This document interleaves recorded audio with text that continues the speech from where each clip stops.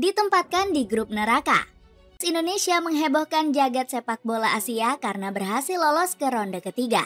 Skuad Garuda menjadi satu-satunya negara Asia Tenggara yang lolos di babak tersebut. Media Soha langsung menuliskan berita sinis terkait kelolosan timnas Indonesia. Media ini memprediksi skuad Garuda tak akan bisa lolos ke ronde keempat karena akan diapit negara kuat. Bahkan, Soha sudah memberikan prediksinya, lawan-lawan yang akan dihadapi oleh skuad Merah Putih.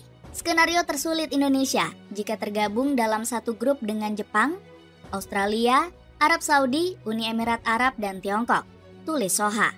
Uniknya, prediksi media asal Vietnam ini hampir semuanya benar. Indonesia tergabung di grup C bersama Jepang, Australia, Arab Saudi, Bahrain, dan Tiongkok. Hanya Uni Emirat Arab yang tidak masuk dalam perkiraan Soha. Artinya skuad Garuda harus bekerja sangat keras demi bisa mencetak sejarah baru lolos ke Piala Dunia. Secara kekuatan, Indonesia dipastikan kalah kualitas saat berhadapan dengan 3 negara unggulan. Mulai dari Jepang, Australia, sampai Arab Saudi. Kemudian skuad Garuda punya kenangan buruk kalah melawan Bahrain. Pasukan Merah Putih sempat dibantai habis-habisan 10 gol tanpa balas di kualifikasi Piala Dunia 2014. Akan tetapi saat itu sepak bola Indonesia sedang kacau karena ada dualisme. Di sisi lain, grup B juga diisi oleh negara-negara kuat Timur Tengah. Mulai dari Jordania, Korea Selatan, Irak, Palestina, Kuwait, hingga Oman. Sementara grup A dihuni oleh Republik Kirgistan, Korea Utara, Uni Emirat Arab, Qatar, hingga Iran. Laga putaran ketiga akan dimulai pada bulan September mendatang. Shin Tae-yong harus mengusung strategi pertahanan super rapat melawan raksasa Asia. Shin Tae-yong masih sangat yakin dengan peluang anak asuhnya di babak ketiga. Mantan pelatih Songnam Ilhwa ini menargetkan timnas Indonesia bisa finish di peringkat 3 atau 4. Coach Shin berusaha bersikap realistis melihat lawan yang akan dihadapi. Dia sudah sangat bahagia apabila skuad Garuda bisa lolos ke putaran keempat. Pasalnya, Shin Tae-yong merasa timnya memang yang paling lemah di antara 17 kontestan lainnya. Namun, dia tidak akan mengibarkan bendera putih sebelum berjuang mati-matian. Kami bisa bilang bahwa tim kami merupakan yang paling lemah dari negara yang lolos ke ronde ketiga ini. Tapi saya tetap akan berusaha mencapai mimpi saya. Kami tidak akan mudah menyerah.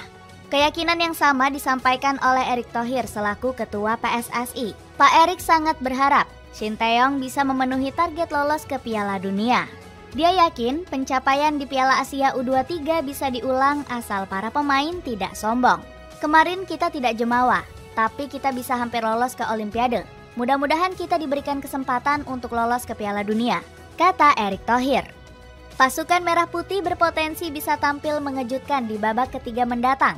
Pasalnya, para punggawa Ibu Pertiwi diprediksi akan menjadi tim kuda hitam. Hal itu bisa dilihat dari performa apik skuad Garuda di kualifikasi Piala Dunia ronde kedua. Soltero sangat setuju jika kekuatan timnas Indonesia sangat layak diwaspadai. Soltero optimis Indonesia bisa bersaing dengan tim-tim besar seperti Jepang dan Iran. Namun, sang pengamat tidak memperkirakan skuad tanah air akan lolos sebagai 2 teratas. Soltero menyebut Indonesia calon kuat tim yang akan menempati posisi 3 dan 4. Indonesia tim pertama yang saya pertimbangkan ketika babak undian. Saya pikir mereka punya peluang yang bagus untuk bisa lolos. Tapi mereka akan mendapatkan tiket ke Piala Dunia di babak keempat, kata Soltero. Perkembangan timnas Indonesia juga sempat menjadi sorotan pengamat dari Malaysia. Faiz Gurun Timpali memprediksi skuad Garuda bakal mampu tampil di Piala Dunia. Mereka punya perkembangan yang luar biasa meski kalah melawan Irak. Ini merupakan sinyal bahaya. Mereka bisa saja tampil di Piala Dunia dalam waktu dekat, kata Faiz. Bergantung kepada taktik cerdas Shin Tae-yong. Prediksi sebagai kuda hitam, Indonesia harus tetap tampil dengan persiapan penuh. Skuad Garuda masih akan mengandalkan lini pertahanan sebagai titik kunci. Sektor ini sempat menjadi perhatian di 2 pertandingan awal kualifikasi ronde kedua. Skuad Garuda harus kebobolan 6 gol di pertandingan menghadapi Irak dan Filipina. Akibatnya, Erick Thohir sampai memberikan kritikan di jantung pertahanan.